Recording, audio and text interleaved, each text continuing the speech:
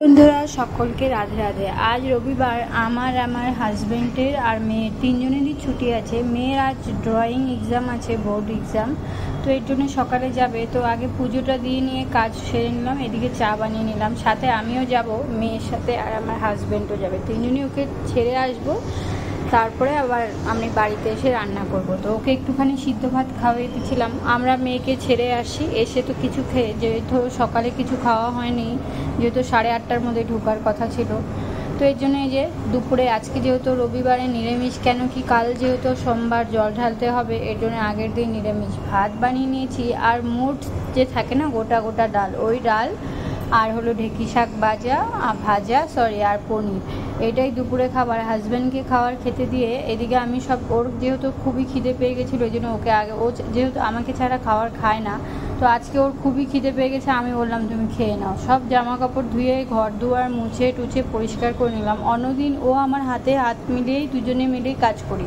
যেহেতু আজকে অত ঝামেলা ছিল না, রান্নাবাড়া কমই ছিল, এগুলি আজকে আমি নিজে হাতেই সব করেছি।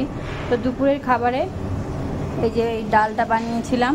তোমরা অনেকে বলবে পেঁয়াজ দিয়েছো, কিন্তু পেঁয়াজ ছাড়া আমার হাজব্যান্ড একদমই খেতে ভালোবাসে না, আর এই ডালটা পেঁয়াজ না দিলে খাওয়ারও ভালো লাগে না। তো এটা খেয়ে সকালে তো শ্যাম্পু করে পুজোই দিব, যাই হোক।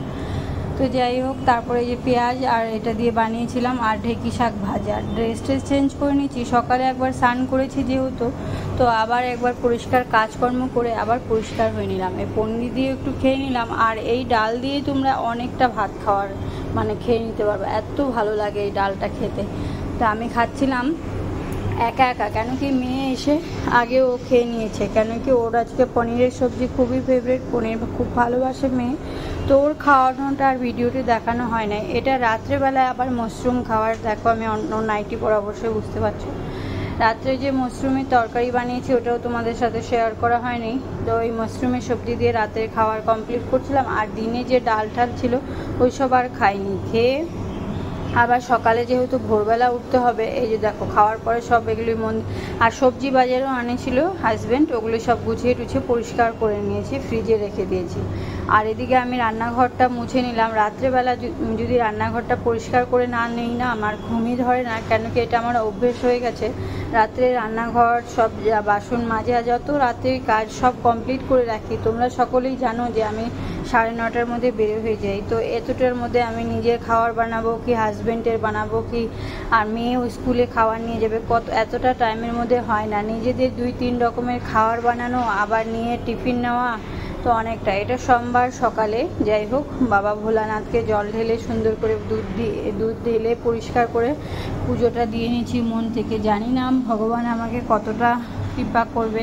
তো আমি ভগবানের কাছে এটাই প্রার্থনা করছি, ধন দাও আর না দাও, তুমি আমাকে মনের ভিতরে, হৃদয়ে, মন্দিরে থেকো, এটাই আমি তোমার কাছে আশা করি। ভগবানের কাছে আমি এটাই প্রার্থনা করি। পুজো দিয়ে এসে মেয়ের তো খাবার নিয়ে যাবে স্কুলে, তোকে চানা রাইস বানিয়ে দিয়েছিলাম, আর এটা টিফিনেও নিয়ে যাবে।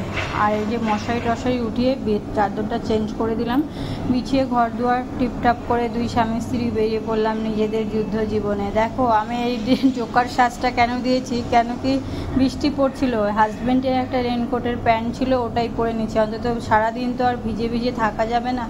তো আধা রাস্তায় বৃষ্টি কমে গেল। যাই হোক, হনুমান চালিসা পাঠ করলাম মন্দিরে এসে।